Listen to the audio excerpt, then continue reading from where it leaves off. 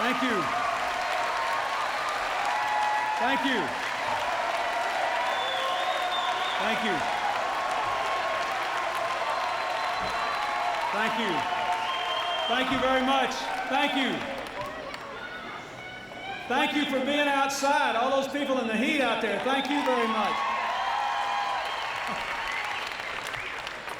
I want to thank the Green Valley High School Band. Thank you for playing.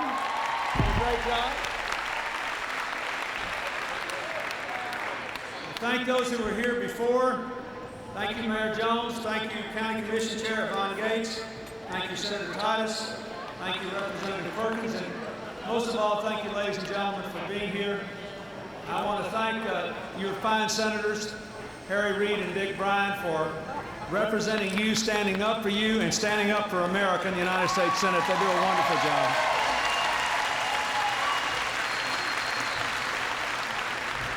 And I want to thank Governor Bob Miller. You know, he has been the best sort of friend to me because he always tells me when he thinks I'm wrong. And he's been the best sort of governor for you because even though he's my friend, he's first and foremost somebody who's always fighting for Nevada's interests. And every time he hears anything that might be even potentially bad for Nevada, I know the first call I'm going to get is from Bob Miller. He's made a lot of calls in the last 3.5 years for you, and I thank him for that.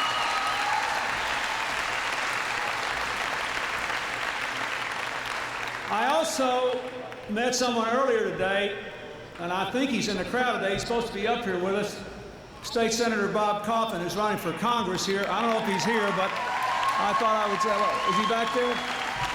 Thank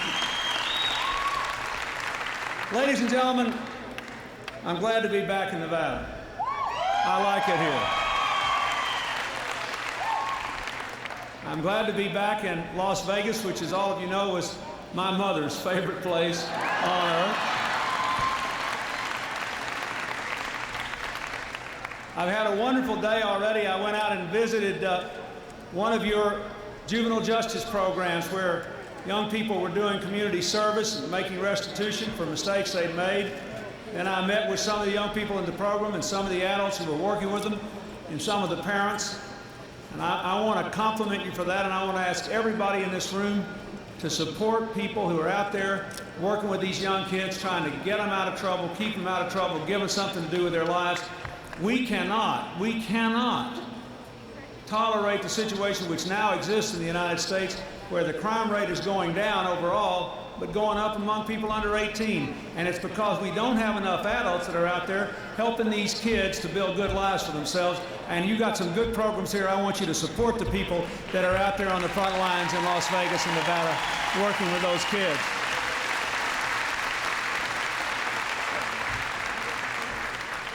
Four years ago when I came here and asked you to support me, I had an idea about what I wanted our country to look like as we move into this new century. A very different world. The world I grew up in was dominated by heavy industry and mass production. The world these children will grow up in will be dominated by computers, technology, and information. The world I grew up in had an America that was totally self-contained. We didn't sell much overseas. We didn't buy much from overseas. The Cold War was the most important thing in the fight we were having with the communists. The world these kids will grow up in will be dominated by a global society in which children will actually get on computers and do research in libraries in other countries, in which people will be able to move across the world as easily as they used to go across town, and in which we will have to fight those who will seek to take advantage of that through drug running, organized crime, the proliferation of weapons of mass destruction, terrorism preying on open societies and free people. This is a different world. And I had three simple objectives. I wanted America in the 21st century, more than anything else, still to be a place where every child has the opportunity to make the most of his or her own life, no matter what racial or ethnic or income background they come from.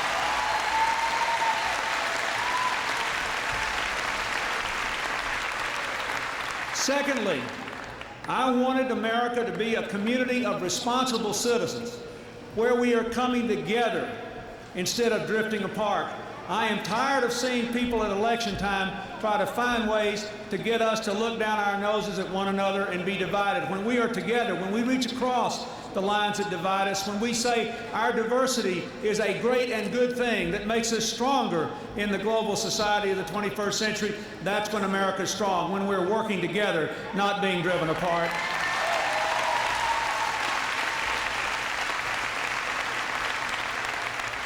And finally, I wanted to make sure that when I left office, our country would still be the world's strongest force for peace and freedom and prosperity.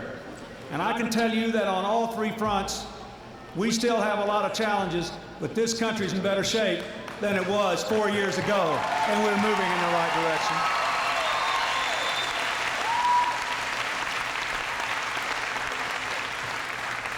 Harry Reid and Dick Bryan will tell you when I presented my economic plan to the Congress, and I said we've got to do something about this terrible deficit. We've got to bring it down, but we cannot do it in a way that undermines our commitment to education or to the environment or protecting the health care of the elderly, the Americans with disabilities, the poorest children in this country.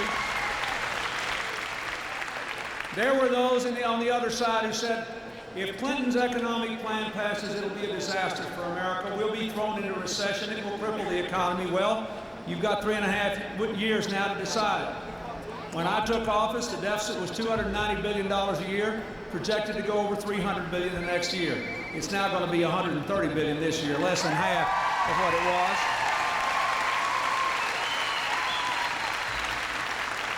When we came into office, we had the slowest job growth rate since the Great Depression. 3.5 years later, we have 9.7 million new jobs for the American people.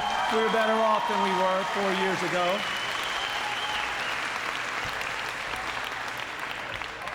We also passed a crime bill to put more police officers on the street, some of them right here in Las Vegas, to prevent crime. We began to work with states to reform welfare and move people from welfare to work. Today, there are 1.3 million fewer families on welfare than there were the day I became President of the United States. We made efforts to help families struggling to make the most of their own lives. The family and medical leave law that says you don't lose your job if you have to take a little time off when there's a baby born or somebody in your family who's sick.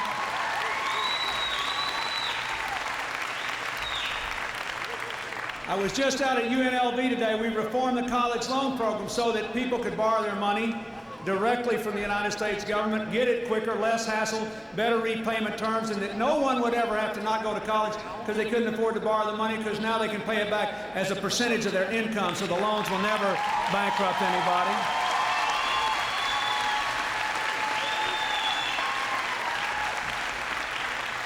We passed the National Service Program, AmeriCorps, to give young people a chance to work in their communities and solve problems and help people and work their way through college. That is what we have done. And then, when the Congress changed hands in the last 2 years, and the Republicans said, we want to balance the budget, I said, so do I. We cut the deficit in half already. We've done half the job, and you wouldn't help us. We'll help you. We won't do you the way we did us, the way you did us. We'll help you. But I will not balance the budget by cutting education, by destroying the environment, by undermining our commitment to Medicare and Medicaid. I won't do that.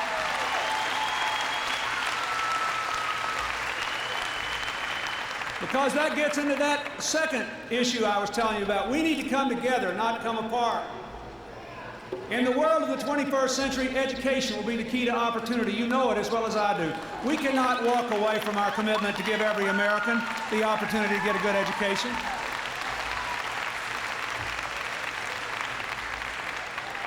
Look at what you're dealing with here in Nevada with all your growth. You need water here. I'm going to do everything I can to make sure you have it. We can't walk away from our commitment to preserve the environment for all Americans. We have obligations here. We have to do this together. And so I say again to you, I want to balance the budget. I will keep working to do that. We have to do that. when you bring the deficit down, it gets interest rates down, it makes it easier for you to make a home payment, to borrow money for a car, to borrow money for a new business, to create jobs. It is critical, but we can do it. Don't let anybody tell you otherwise. We can do it and preserve our environment, invest in education, and protect Medicare and Medicaid for our seniors. We can do that.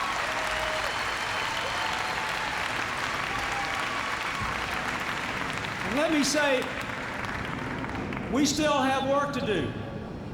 We still have work to do. If you renew the contract of Bill Clinton and Al Gore, there are other things that we have to do to make sure that all the American people can take advantage of these new opportunities, because you know as well as I do that not everybody in our country, even everybody with a job, is having the same chance to get ahead. What do we need to do? Let me just give you 3 or 4 things. First of all, if the Congress doesn't pass it now, we'll do it first thing next year. We need to change the health insurance laws of this country so you don't lose your health insurance when you change jobs or when somebody in your family's been sick. Secondly, we need to change the law so that young people starting out, even if they work for small businesses, can begin to save for their retirement, and they don't lose it if they change jobs. They can keep it all through their lives, and they can maintain that. And most important of all, we ought to give every American a tax deduction for the cost of college tuition and a tax credit for 2 years of community college in this country. Every single American ought to be able to go. You know as well as I do, the biggest institution of higher education in Nevada now is the community college here. Why? Because older people have figured out that if they want to be able to get new jobs and raise their incomes, they have to have more education. I was born at a time when the vast majority of Americans did not have a high school education, when many places did not even require them to do it. Now we know that in the world we're living in, you need more. And I think we ought to make it an article of national faith that every single American citizen should have access to at least 2 years of education after high school, and we'll provide it for those families.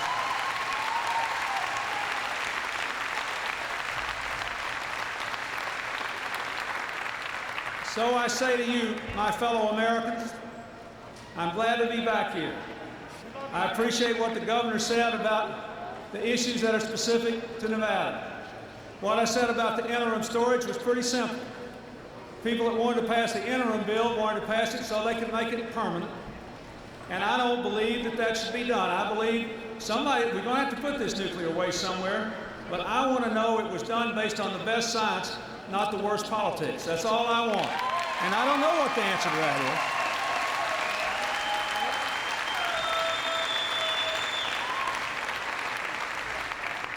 I want you to think about the future that we've got here.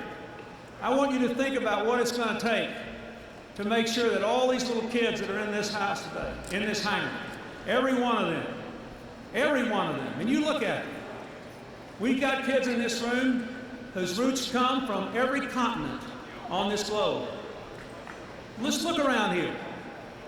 I want to make sure that every one of them has a chance to live out their dreams if they're willing to be responsible, law-abiding, hard-working American citizens. That's what I want, and that's what you want. And that's really what this is all about.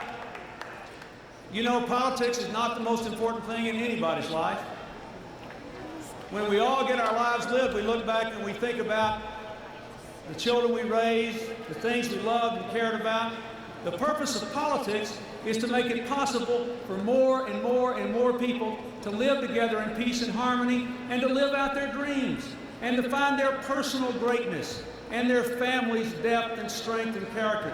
That's what this is about, and that's what this election's about. Don't you ever forget it. And remember this, we're all here, we're all happy, we're all feeling good today.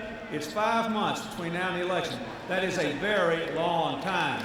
So I say to you, if you believe what brought you here today, and you understand how important this is, then I want to ask you to leave here today with a commitment every day between now and November to talk to your friends and your neighbors about what is genuinely at stake. America is deciding on the future of the greatest country in human history for a new century. You can help make the decision the right one. Thank you, and God bless you all. Thank you.